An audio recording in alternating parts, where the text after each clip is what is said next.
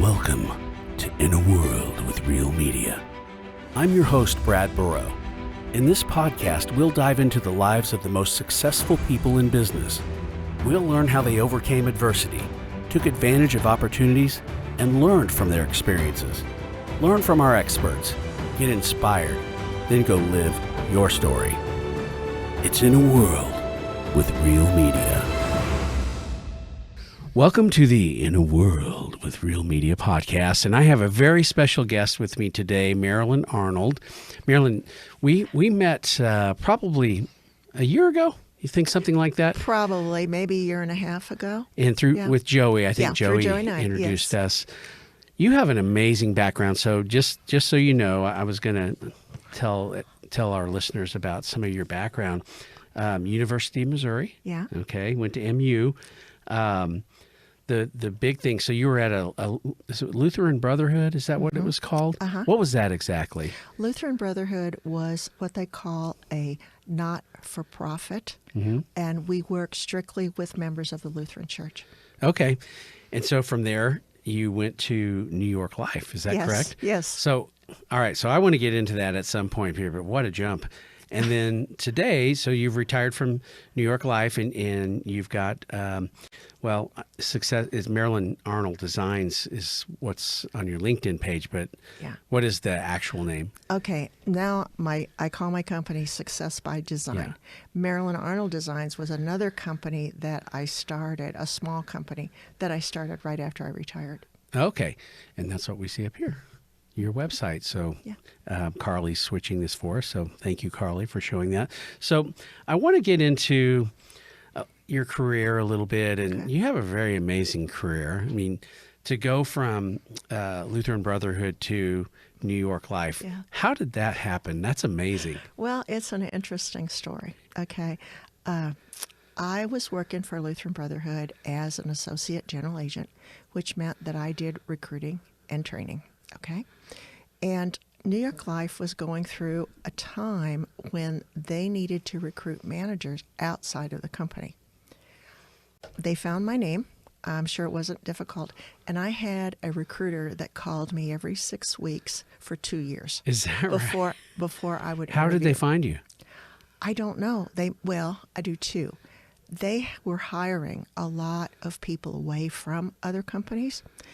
And there was one of my colleagues in Chicago who had gone to New York Life a year before I did. And I'm sure that that's where they found my name. Or they could have found it on the internet. Yeah. Looking at the different websites. It's really difficult, or someone else could have referred me. Yeah. So they found you and they just started Yeah, we coming really after got you. to be friends. Well, it was so funny because, and I wish I remember the recruiter's name, and I don't.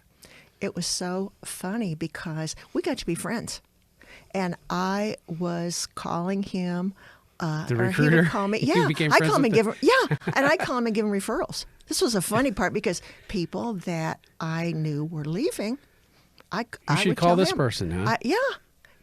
I did. I really did. Yeah. So, it's kind of here again. It's kind of interesting. I asked for a 7% raise. I was doing a lot of things, recruiting and the training. I had gotten my Series 7, so I was also doing the quarterly meetings for agents that had a Series 6 and Series 63. And at the end of the year, I asked my boss, the general agent that I worked for a 7% raise. And he told me he had to think about it. So he never answered me. So we did all of our training was done in Minneapolis because that's where the home offices were for Lutheran Brotherhood. I went to training in January. And, you always learn more in the bar than you do in the classroom, right? Yeah. I'm sitting Wait a second. This doesn't feel right. I don't know. No, I'm talking to the general agent from Phoenix, Arizona. And he tells me that my general agent had called him to ask him if he should give me a 7% raise. Is that right? It made me mad. It really did, because I just felt like I was not being valued. So I went home. I put together, I don't have a resume. I put together my resume. This was back in 99, so I had to fax it to him. Nobody knew what a scanner was then. So Yeah. I faxed him my resume, and then I called him, and I said, "Did you get it?" And he says, "Yes, Marilyn." And he said, "I didn't think I'd ever get it." And I said, "Well, the circumstances change." This was the recruiter. Yes. Yeah. So he put me in touch with one of the VPs from New York Life, and I interviewed with them in April, and I went to work for them in August of 1999. So it took from April to August to get that. You don't turn the Titanic around quickly here, okay? But it did. They had to fill the managing partner position in Omaha, and that took some time. So they did that, and then they started looking for recruiters. Yeah, and interviewing recruiters. So from the time that August when we started with New York Life, tell me about your progression through moving up in the company. Okay. Because you become managing partner. Yeah, I did. I was very blessed in that I was a pretty good recruiter. And that's the name of the game. If you wanted to be promoted, it was based on your recruiting acumen.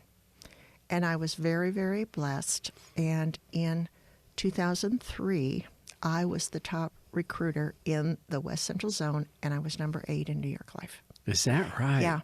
Yeah. Like I said, wow. I was blessed to find good. I found good people, and I worked very hard with them.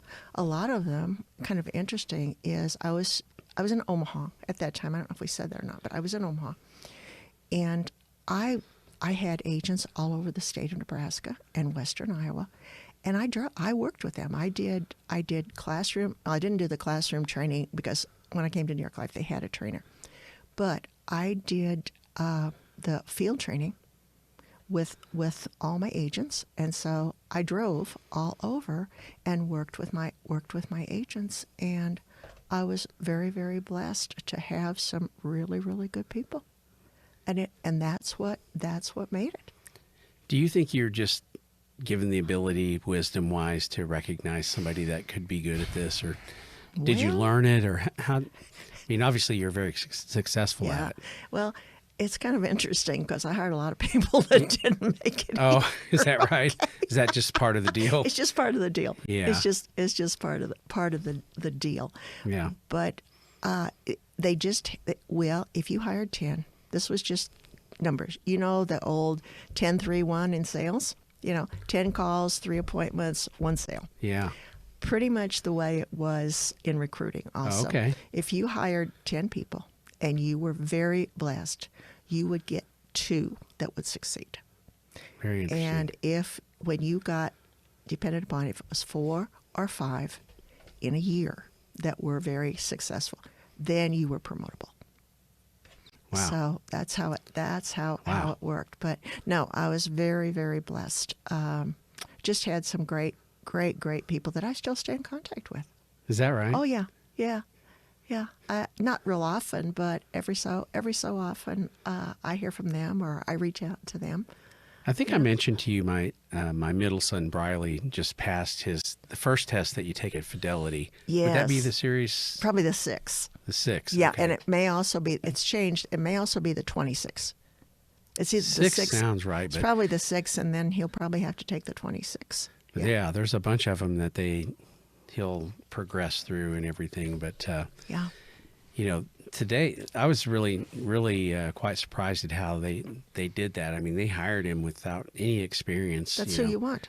And then they're kind of grooming him. And yeah. And, No, you always did better. Now, and I've hired people with experience, but you always do better when you hire someone who truly doesn't know. We always said then they didn't have any bad habits. Oh. But truly you were better off to hire people that did not have any experience. Wow. Yeah. And that's amazing to me. I don't know. So you would be looking a lot at probably college students or graduate.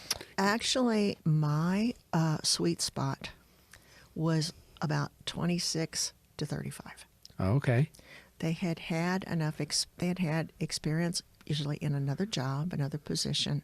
They were looking for something to do better. And that was really where I had my success. So tell me about when you found out you're going to be a partner. A partner or a managing partner? Or managing partner, yeah. Well, I had decided I wasn't going to ever get promoted. It was, well, first of all, let me go back. Yeah. I have to tell you about the blue cards.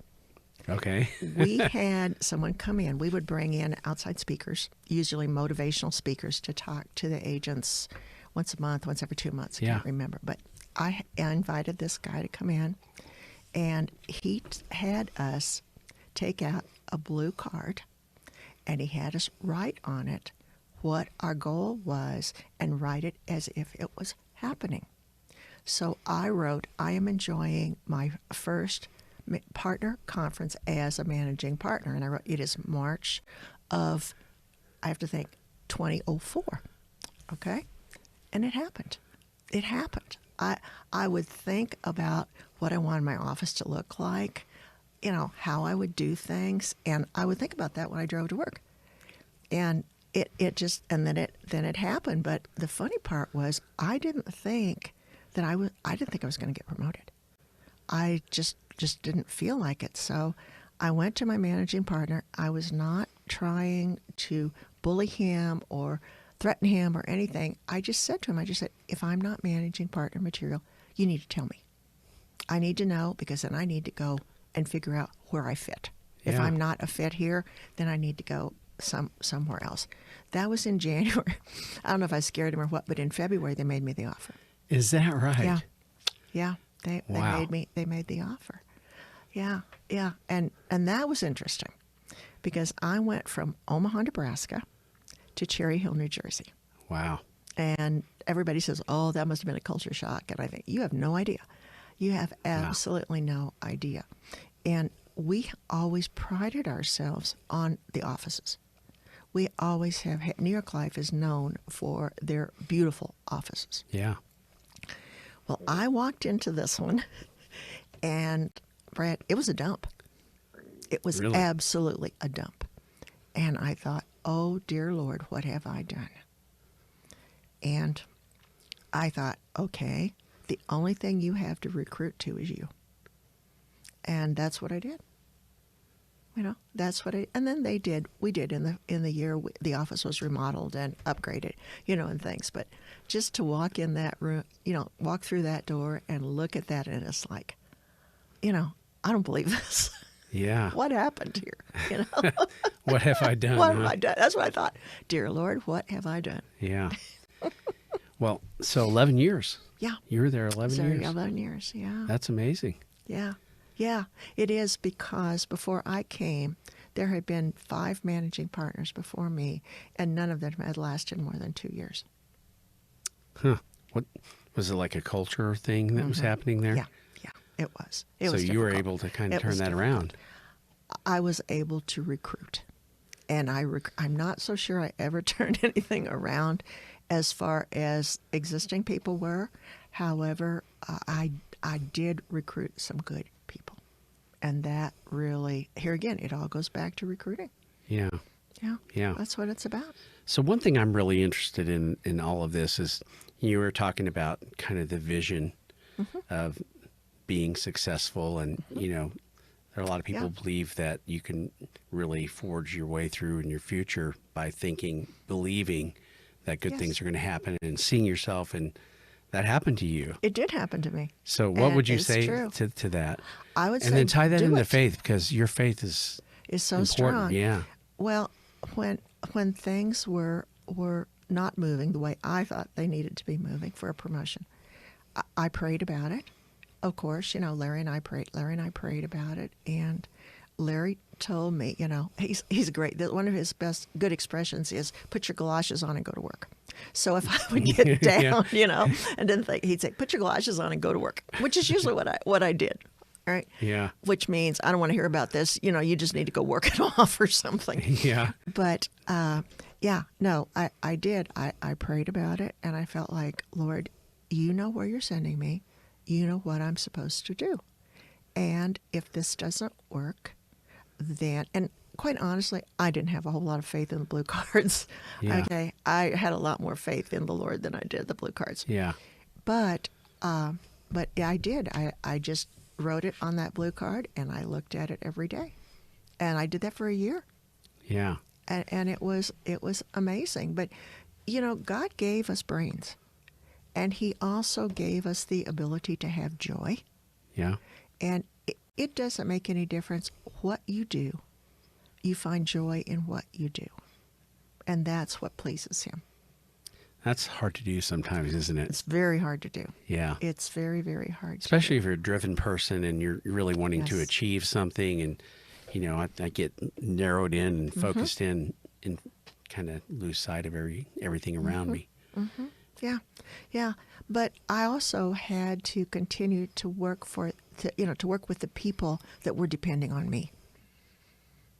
Yeah. So like I told you, I have good people, and I worked with them, and that keeps me going. I'll have to tell you a story. It's kind of funny. When I was a partner in Omaha, our regional vice president came to visit. Okay, and of course he's looking through my numbers, and there's an agent there that doesn't have very good numbers. Yeah. And he's looking, he says, "How come this person is still here, Marilyn?" And I said, there's something about this person that I believe in, that I believe they'll make it.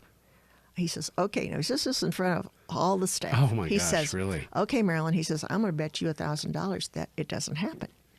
Now, I didn't have $1,000 to bet with him, okay? But of course, I couldn't say, no, I couldn't do that. So I said, okay, After the meeting, he came into my office and he said, "I won't bet you 1,000, but he says, I'll bet you 100. I said, "You're on. You're on." He did not realize how important that person was for me, because it was a $10,000 bonus if that person made it, okay? And they did. They did, and worked very hard and focused very hard and made it. So we're at an awards banquet. First of the year after that, of course, was in December because we worked off of the calendar year. And in January, we had an awards banquet. And I go up to him and I said, "I don't know if you remember this or not," but, I told him about it. He says, "No, I don't remember it," but he says, "If I owe you, I owe you." Well, another friend of mine, managing partner, she was standing there and she says, "I think you should give this to Marilyn in front of everybody." So he did. Is that right? Yes. He gave me my $100 in front of everybody. Even the person that you were betting about? Yeah. Oh yeah. my gosh. No. Oh, This I was was just gonna say. managers. No. This was just managers. Oh, I got you. Yeah. Yeah. But, That would have been interesting. But it was. I would have felt bad. Well, I don't think it would have been so bad. But you probably fought for that person. I mean, obviously you did. I did, and I worked extra. And this person worked weekends. She worked Sundays and Saturdays. I mean, she worked hard. Yeah. In order to get this done. Yeah. Yeah. Yeah. What a great story. Yeah. Well, I want to switch gears a little bit. So I want to talk about, you've started a podcast, and I think you've done maybe 10 or 11 episodes that are going to be starting to release here soon. Yes. Why start a podcast? Well, I am one of the partners in Barnabas Group. And I know you also are a partner in Barnabas Group. We need to talk about Barnabas Group too, Yes. and what that is. And one of the things that I looked at was how does Barnabas Group continue to give value? Because we choose our ministries to do their presentations. And I had some feedback from different ministries that I had worked with as their presentation coach that they weren't getting much afterwards. So I went to our managing partner, and I suggested to him, I said, "I feel like if we can have a podcast and we can interview these people, they're going to see that that's a value added from us as Barnabas Group." And he agreed with me. Yeah. He said, yes. He said, "I think that's a good idea." And I've done a lot of speaking. I've done a lot of videos, and I have no fear. I thoroughly enjoy it and thoroughly enjoy talking to people. Yeah. so that's when it all started, and you were so magnanimous with us to do to help us like you've helped us. So it was I just felt like all the pieces fell into place. You know, you have some really strong gifts that God's given you to be able to communicate with people, and you know, we've seen that. Carly and I have talked about it. You know, your ability to help people feel comfortable. I mean, if you look back at your career, that's kind of what you did every day. It is what I did every day. Yeah. Yes. It's like, come work with us. Yeah. Yeah. So what's that been like for you? I mean, people are going to see the podcast soon, but what's that been like, just interviewing people, and you're really getting some incredible stories out there. It's wonderful. It's wonderful. And when I chose the name for my podcast, with the least of these, you know, that I took it from Matthew, chapter 25, that if you work, you know, if you've done it unto the least of these, this is what Jesus told us, you've done it to me. Mm-hmm. And I see those people that do ministries, the people that do the pro bono work, everything that's done, I see them as working with the least of these. And when you hear the stories, you hear all of them, and there's so many stories, and I meet probably 2 to 3 people a week that I want to interview. Yeah. And they've just got such amazing stories. So if there are people out there that would think, okay, either that's me, and I know I can do this, I can change, I can do this, or the other thing that I would like to is our country. There are people, the majority of the people in our country have no idea what is going on in the city, what's going on in this country, what's going on in the world. Yeah. They have absolutely no clue. And I want them to see what is out there, what the need is. And I had a friend I went to church with in Jersey, and she always said there's 3 ways you can help. You can pay, you can pray, or you can play. So if you're not able to participate something physically, if you're not able to go and help Brian Hughes feed the homeless, or, you know, you're not able to do something at Relentless Pursuit or something at Rehope, then all right, then give us some money, you know, and pray for us. Yeah. Or just pray for us. You know, that's okay. But what I've found is that I want to leave my family, my children and my grandchildren, I want them to understand what the important part of life is. So let's talk about Barnabas. Okay. You're very involved in Barnabas Group. What is it? Okay. Tell us a little bit about some of the amazing things that they're doing. Okay. Well, when I first heard of Barnabas, actually 4 years ago this month, and met with George Commons, who was the managing partner, it was just starting up. He had just moved here. The best way that I can describe Barnabas is it's like a Christian Shark Tank. All of us have watched Shark Tank, and we know how people come out, they do their presentation, and to a group of people. The only thing different with us, with Barnabas, is the ministry cannot ask for money. They can ask for help. In fact, they have what they call their asks, and those are the things that they need help with. Yeah. And after that, then we have breakout groups. And if you're in the audience, you're one of the partners, and you're interested in one of the ministries, you go to their breakout group to learn more. And so many times, you know, people will say, "Oh, I can help with that. I can help with that. I know someone who does this." Yeah. And there's a great example that we had a while back was, and I brought up Brian Hughes with the KC Dream Center.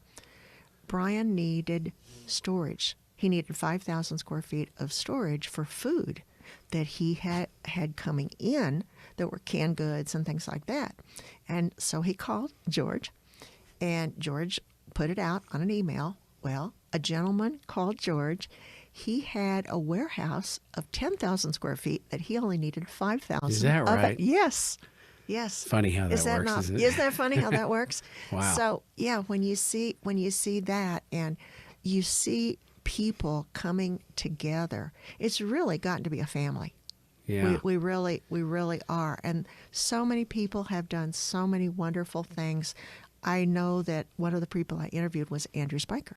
Yeah. Andrew is an attorney, did a pro bono case for a survivor of human trafficking, Yeah. and got her entire record expunged. Yeah. Because I don't know how many people know this, but if you are arrested for prostitution in the state of Missouri, that's a felony.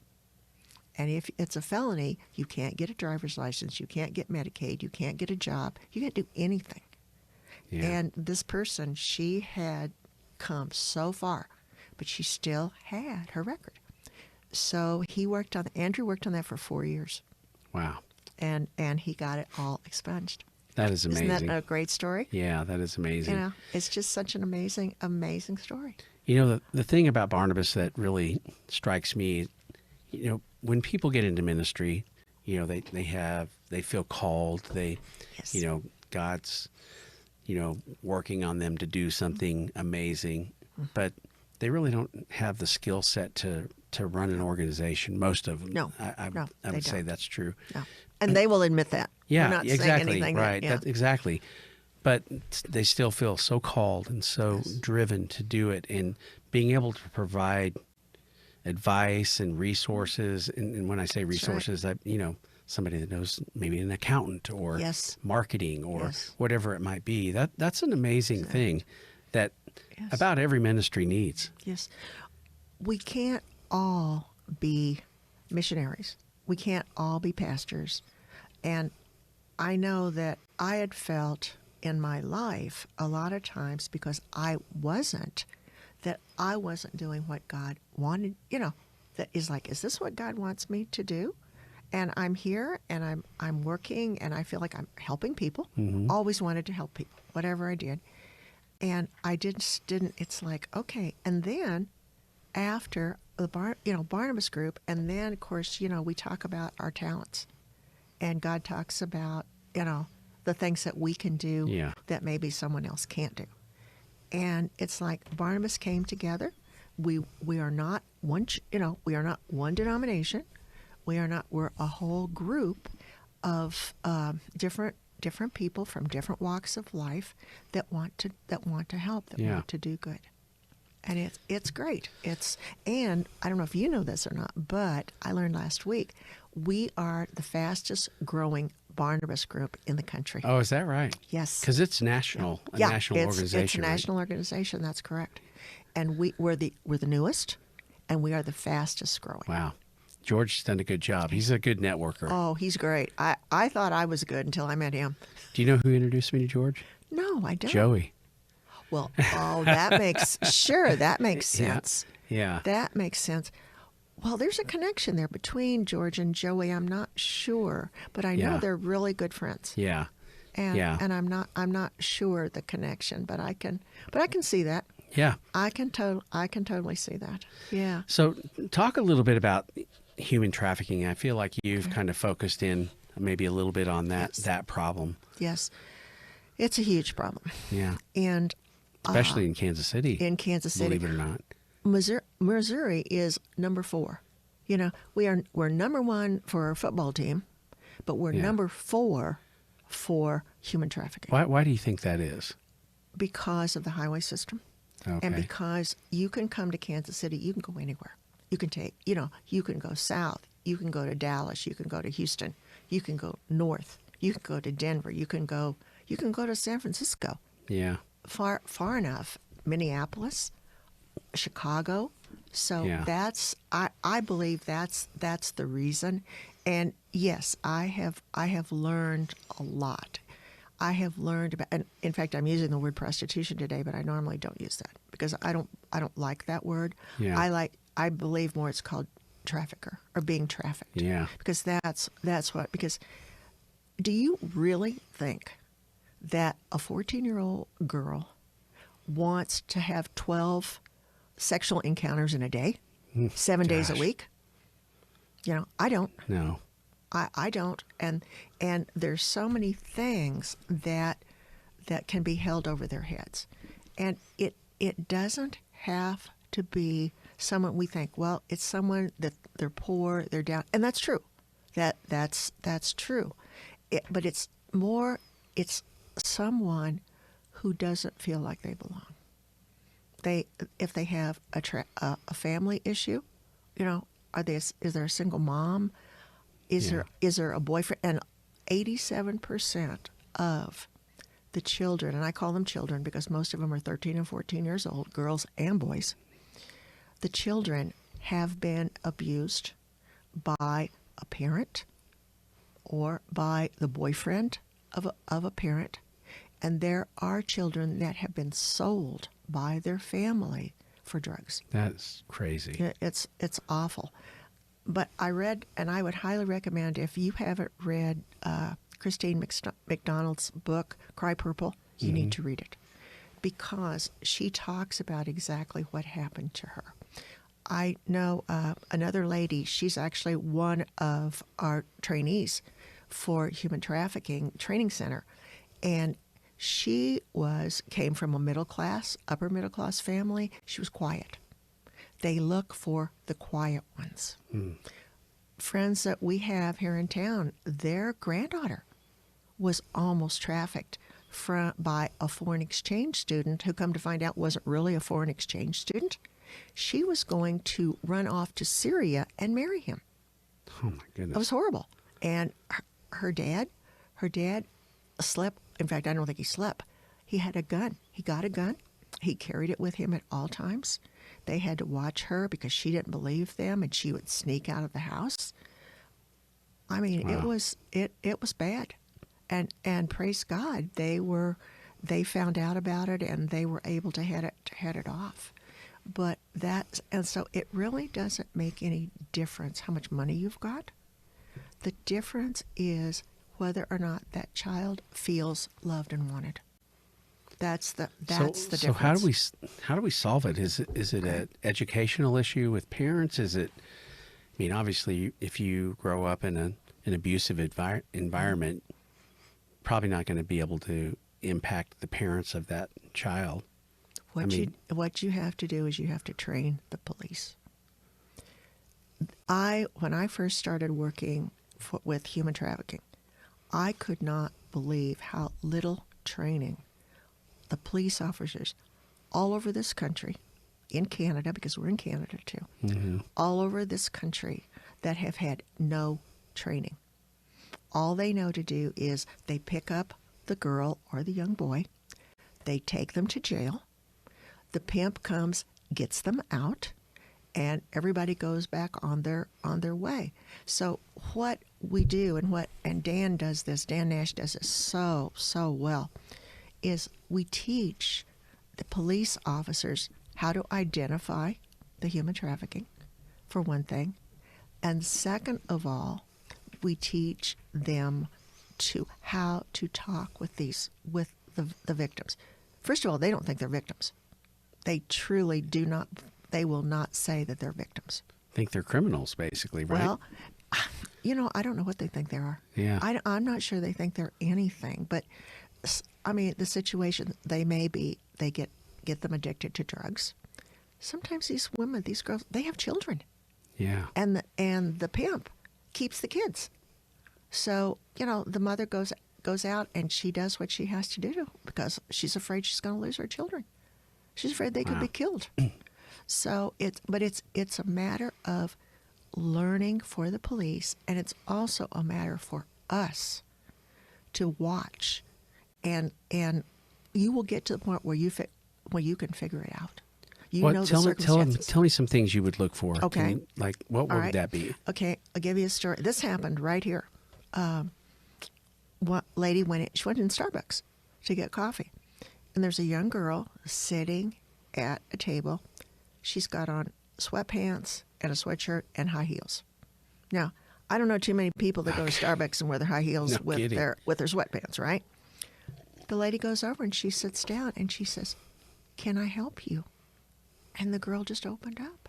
And she said, "Yes." She said, "I'm running away, but I don't know where to go. I don't know what to do." And so this woman, she was able to contact someone, and then they ended up getting her and being able to take her to a safe place. So that's one story. So be aware, and these are the things that have happened to me. Larry and I were in St. Louis, and we were staying at a hotel not very far from the airport, which is also, that's one of the top places, is the airport. So we were staying, and we're going out, going to dinner, and I see that there is this young girl standing in the parking lot on her phone.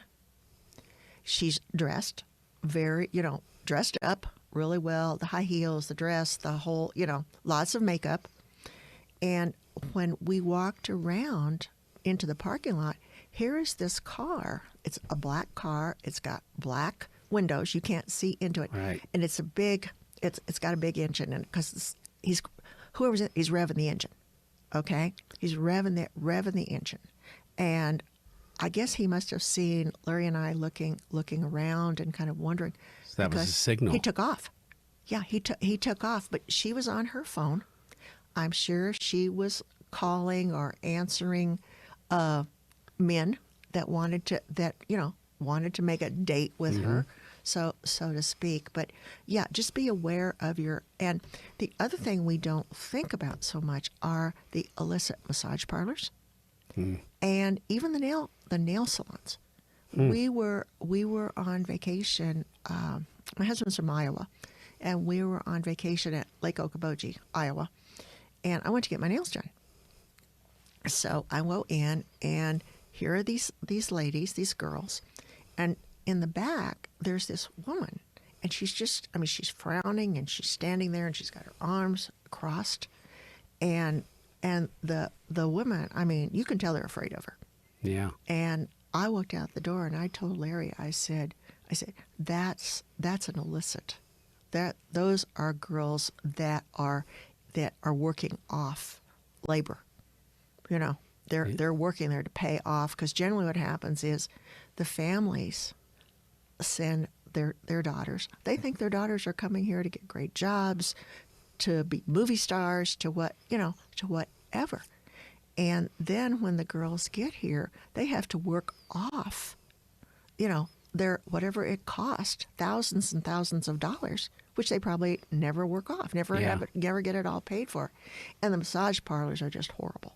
They illicit. And the way, it's kind of funny here again, I didn't have this story happen to me, but I had someone tell me, one of our trainers told me about how she's been in law enforcement, and she and a guy, it was a male officer, they were undercover, they were wearing regular street clothes, and she went into this massage parlor, and when she got in there, it was like, oh no, we close it, we don't have nothing for you today. So she leaves. Well, the guy goes in. All right. Oh, yes, we've got plenty of room for you, Tell me, this is what you want. This is how much it costs, yada, yada. So, that was an illicit. Yeah. That was an illicit massage parlor.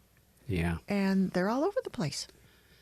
So do you think education is, Well, we have to be educated, yes. We start, obviously the police, like we you start talked with about. the police. Yeah. Now, what I'm pleased to see is we did a training last week in Lee Summit, because the Jackson County Sheriff is requiring all of his deputies to be trained by the end of the year. Oh, good. And we had parole officers there, and we actually had Head Start teachers. Is that and right? I was so happy to see them, because you think about the children, because Head Start is a program for children of low income. Yeah. It's a low income program. So that there's a possibility that there could be kids that are being trafficked, that are being abused, and now the teachers, they're learning how to identify this. Yeah. So that's what what's going to take. It's just going to take people. It's going to take parents opening up their eyes, and it's going to take people not living in their silos. Yeah. In their bubble. That's what I call it. I call it their bubble. Yeah. Dan Nash. Yes. I mean, he has an organization that's helping in this as well. Is that correct? That's who Tell me I'm about working that. with. That's Okay, who I'm yeah. working Tell me with. about that. The Human Trafficking Training Center. Yeah. Okay. This is pretty cool. I started with them. I met through Barnabas. Yeah. I met them, and at that time, Dan and his partner Allison Phillips, they started the Human Trafficking Training Center to train the police. They had both been on the governor's task force for human trafficking for the state of Missouri. In fact, Allison was the director. And then Dan, he was a detective. He was in charge of all of the human trafficking in the state of Missouri. And he was also a highway patrolman. He was 27 years as a highway patrolman. And they had seen. He probably really saw a lot. Oh my gosh, yes. That, yeah. Oh yes. He's seen everything. There's nothing that would ever surprise him. So they both had retired and wanted to continue to do something else. And especially Dan had seen how the police didn't know anything. They needed to be trained. And so he started calling people and talking to people that he knew and started training. And I mean, he has been approached by Interpol. He has been approached. Really? Yeah, he has been approached by, the UK's Scotland Yard. Mm. He's been approached. He's done a lot in Canada, and and we've done training now in 27 states. Hope to do more. We actually also were watching for at the Super Bowl money laundering. Dan will be going to probably both of the conventions, both the Democrats and the Republicans, and he is going to be teaching at the Republican one and watching out, letting people know what's out there, because it's those are just magnets for. Oh my gosh, would you believe that the Super Bowl is the worst place for human trafficking? There's more human trafficking that goes on at the Super Bowl and more money laundering. Wow. Than any place else in the world. Now, is that not wild? And of course, this year it was worse because it was in Vegas. Yeah. Well, and close to the border. Yeah. That's a huge problem. Yeah. Is the people that are coming in through the border. So I want to wrap up here pretty quick, though. What can somebody do? Like somebody hears this podcast and like, could they reach out to Dan's organization? Absolutely. Where would they find them? Absolutely. Maybe is it through Barnabas? I don't know what Barnabas, is it Barnabas Group? Their website. What I would recommend that they do is go on httc.com, and there's contact information on there about how they can contact someone. They can contact Dan, or they can contact me. I mean, I'm happy to have anyone give me a call or send me an email if they want to know how to help. We'll put that in the show notes if that's okay. Absolutely. How somebody can That'll get a hold of you. So sure, that's fine. That'll be good. Yeah. Well, so it's kind of a somber way to end the podcast, but I'm really excited about your podcast. I mean, you have some really interesting people that are doing amazing things. That's pretty cool. And it is cool. And 90% of them, more than that, are all here in Kansas City. Yeah. And there's more. Oh my gosh, I met two people last night at a meeting that I went to. Did you say, can you be on my podcast? Absolutely. Absolutely. You need to get your story out there. Yeah. People need to know your story. Yeah, that's right. And the podcast is called The Least of These. Yes. And it's going to be on Apple Podcasts and Spotify, several of the big podcast formats. I know that because we're helping you do that. Yes. In YouTube, so that'll be good. Yes. All right. So the last thing that we have to do is you have to give me your movie voice in a world with real media. So I'm just going to coach you a little bit, okay? Okay. Tell me again what I need to say. So you have to get really close to the mic and you have to say, in a world. So you have to do it real breathy. Okay, here we go. In a world. That's awesome. Oh my gosh. Someday I'm going to I wish I had videos of that. That was really good, That's so though. cute. So It's so fun. we really appreciate everybody listening. Please feel free to actually subscribe to the podcast Yes. and share it. Anything we can do to get the word out about the human trafficking and all the things that are happening, we would love to be, Yes. part of that solution. So thanks for joining us, and we'll see you next time. This has been In a World with Real Media. Thanks for joining us, and be sure to subscribe on iTunes and follow Real Media on Facebook, Instagram, and LinkedIn so you never miss an episode.